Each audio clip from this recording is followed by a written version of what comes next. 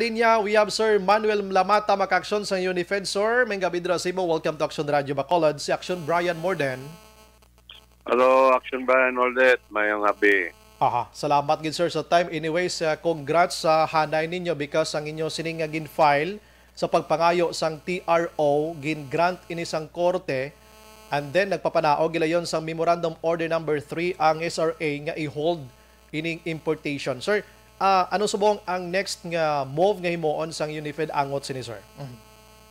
Well, scope namon, ginaprepara na ko ng amon mga star witnesses nga magatubang sa Zoom hearing in talaga ni Judge Fuentebilla sa February 24 aga, agas 10 ang aga. So, aran I assume ara man ang SRA, ara kami kag mapakita namon sa judge kag maprobahan namon nga amon pang ngayon nga permanent restraining order matag sa amon, hindi nga i-cancel kay ang ginobra ni sa SRA kag ang DA wala niya, ginuba nila niya ang aton sugar industry. Okay. Sir, balik ta to gamay sir sa Zoom meeting sa Thursday sir, no? Next week? Thursday, February 24, yes. 10 o'clock in the morning. Balisin o da sir ang inyo nga mga bisita sir nga maupod?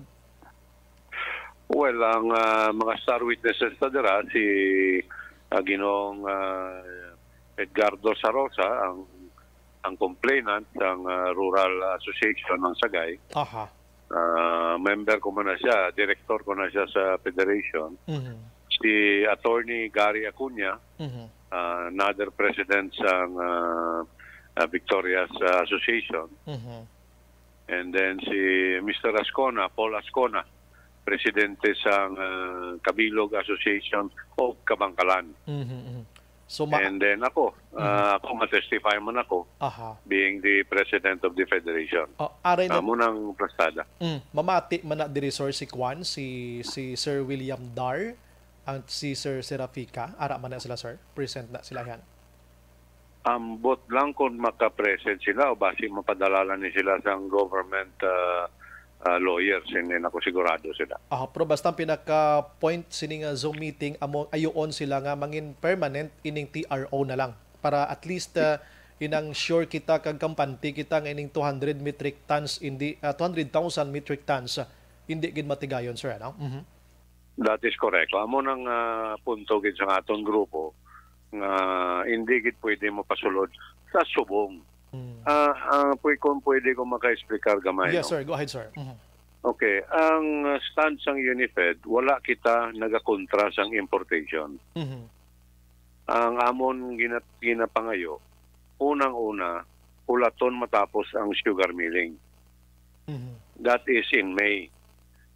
Pagkatapos ang galing, ang SRA dapat mapasurvey, independent surveyor, sa 27 ka sugar mill bilog Pilipinas.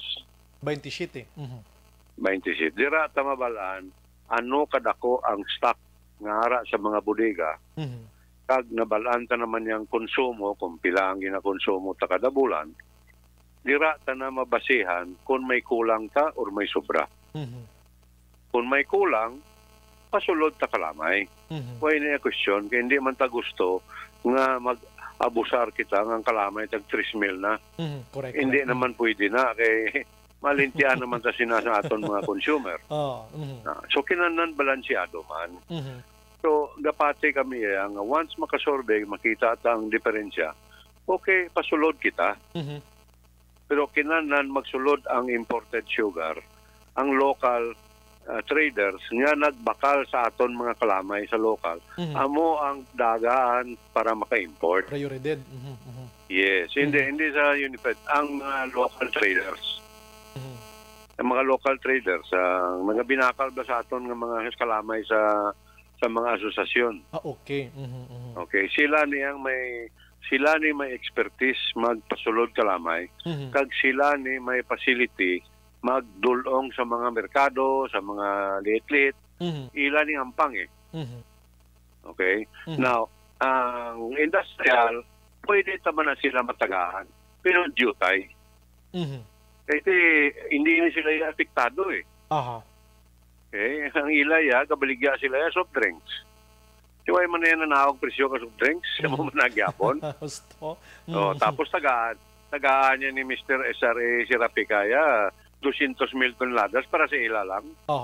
Amo ning yuhom kita nga ni sir kay igo na to kiban gali na deal na gali sa mga amuning nga mga companies gali no ang 200,000 metric tons.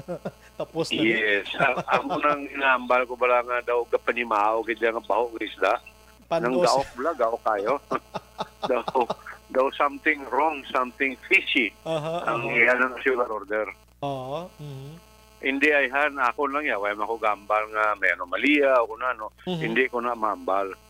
Pero ibinagbinagon ta, manugbarakat na manugbuwa na niya sa Mayo eh. Yes, correct. Tapos eleksyon mo. Traditionally, ang industry has always received imports after milling season. Sa Mayo na, bulan ng Mayo. Tsakto giba na to, sir, kay ti subong... go ahead, sir. Nangagin sako yan niya. Bulan niya na pasudlon. Kay sa Mayo, eleksyon na, mas hindi mahingagaw? Ay, ako'y to, no? Luway ko kapinsar sinaw. Hindi mahingagaw ang panimaho sang isda nga ginamuno mo. Ay, to, no? Bakit, no? Pero anyways, subong nga hapon, subong adlaw daw gin booking naman sila gani man mo ni Senador Amy Marcos gani sir mo. Gintawag gini nga sweetheart deal subong. Siya may sweetheart deals kamo gali ang DA kag CSRA sa mga bottling company, sa mga soft drinks company, kag iban pa nga mga processors ang sugared products diri sa pungsod Pilipinas. Pero pagintindi na to, Unifed, amo ni nako nga bule gid sir no sa pag-file nyo sang TRO nga nakapapagwa sang hold subong sini. Ate kami ga-protect kami sa aton sugar industry. While abot dire kita tao, dire kita ga-star sa Negros. Ang Negros, bilog nga ilan nga Negros, depend sa sugar. Yes, correct yun. Kung malintian ang sugar, lintian kita tanan way tabilin. Why na gid? Barbero ka banda o announcer ka man o kung masahista, ubos kita. Way kita dayon. Goodbye kita. Yes. Pero sir, sa ining hindi ko ma-check gid dire. Sining memorandum order number 3 ng SRA, ang TRO sir may lifespan siya or until when lang siya sir? Ang iya sining validity. Ang ginhatag sa amon ni Judge 20 days. 20 days ang lifespan niya. 20 days? Yes. After 20 days, kung hindi kami sa why na? Kung na sila agad diyan. Puerto, no? So, pitsa 24, kinana niya, we have to convince the judge na damaging niya ang ginimo ni SRA. Kag kinana sa amon ang permanent restraining order. Ay, grabe, no? Pila man lang ng 20 days man. Diri sa aton subong sir sa Negros, may ara pa ta din member. Dapat lang sa SRA nga taga diri sa aton. Dapat lang gintani. What do you mean member? Member sa SRA nga taga Negros Occidental nga maka-argue man lang kung tani, makatag sa suggestion na kay mas taga diri siya, mas naibalaan niya sitwasyon ta. Correct. Tinagipatan mo gid. Siya lang bro. Importante nga resource speaker gali. Nga ang amon witness, resource witness, ibutang is Attorney Dino Yulo. Siya niya ang ex-SRA na kapungko na siya to be the planters representative. So siya ning isa sang witness nga mabunal kontra sa kay Sirapika. Okay, sige. Sir, lastly, sir, if in case matigayon ining importation, labi na gid sa siningati padagalingay pasubong damo gid man tiya kalamay kung matigayon ini sir mga pila ka mga plantadores gid sir ang maapektuhan diri sa Negros Occidental, sir. Kadamo damo liburo. Ang isa namong asosasyon ang inang Rural Association ng sa Rosas. Isa lang na kasosasyon, 2,000 ka planter na, 12,000 planters. Ay, sus ko. Ito lang na kasosasyon. 12 kasosasyon na ang federasyon. thousands. Oh, sige. Inang isa ka association composed sir sa mga big and small planters man sir, no? Ang amo sina. Laban ginada gagmay, laban 90% gagmay gid kag isa hektarya. Maluoy ka gid ang baklanay subong abono hindi magwanta. Isa pa gid. Halin sa 700 pesos. Aran na 4,000. Susko. Ano mo na naman associate. Yung ginay mo ulo lang gani dako man tagmay. Kinahanglan ko nga mo ning kargado ay ang basiyo da ablas ang abono, ang basiyo. Ilagaw mo sa jeep, libuton mong kampo, pagitaon mong kampo nga oy. Dali na lang ha, ulat lang kamo dana kay way pa sa abono. Tulutan awan nyo lang anay ning sako. Way gid. Kaya ang fuel, ang crudo, pila ang saka, sus Mariat, 4. Manugsaka ng ari sa TV subong ko, manugsaka naman liwat. Isa pa gid. Hindi pa ta makadto sinaman. Gani, no? Ang gobyerno ta subong daway na gid nga sapak instead nga tutukan ni Sir William Dar ang subsidy for small planters daton didto siya sa importation. Ginatawag ko na lang ni subong ang DA gid sir nga Department of Importation mo, hindi na lang Department of Agriculture, no pwede man no? Amo gid. Sabi hasta galunggong sige na siya import. Bugas, ay, mais. Grabe. Tanan na lang gid. Tanan na. Way na tabilid niya. Way tinuntonan ng ilan niya. Sir, sa history, sa mga presidente nga naglalabay, sinong presidente sa may pinakadamo nga importation man? Sa labi na gid sa mga agricultural. Ay, kay Ramos pa gid. Si Ramos, yes. Siya gito yan naguba. Inuba gito yung bilog ng agriculture. Kaya daw siya gito nagumpisa sang tanan sa mga ulo import. Open policy mo. Bursagle. Disgrasya. Anyway, sige sir, basi sa 24, basi maka-check kami liwat kung anong update regarding sini, and we are hoping ako mismo nga tagaan kamo sang permanent nga TRO sa sining nasambit iyang pag-hold sa importation, sir.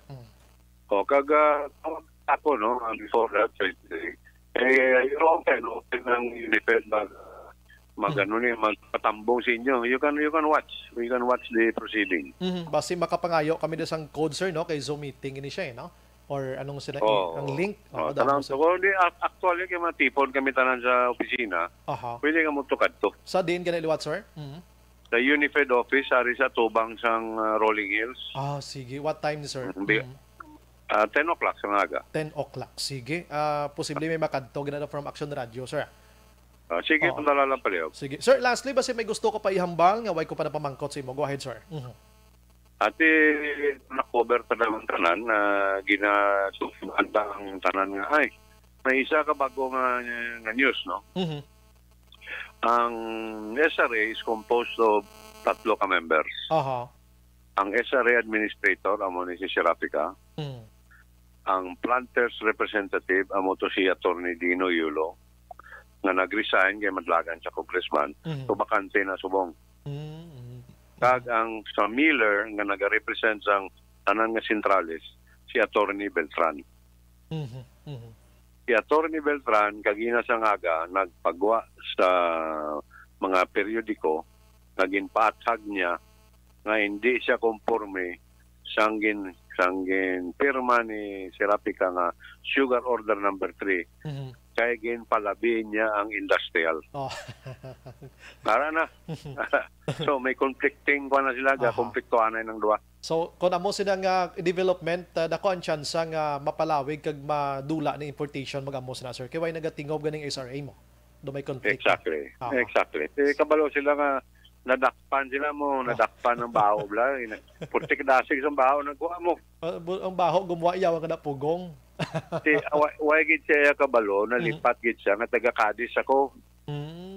Anad ko yan sa baho kauga. Namap na panimawan ko dayon. Pero hindi na niya sobra na niya sa uga ng baho niya. Correct. Panos na nga baho, naging sobra na gid. Grabe na gid. Sir Manuel, salamat sa mga time. Diri sa Action Radio Bacolod, ma-interview kita next pagid, sir, for more information regarding sini. Okay, madamo nga salamat, sir. Salamat sa serbisyo, sir. Mayang gabi. Thank you. Action Firing Line. Sir Manuel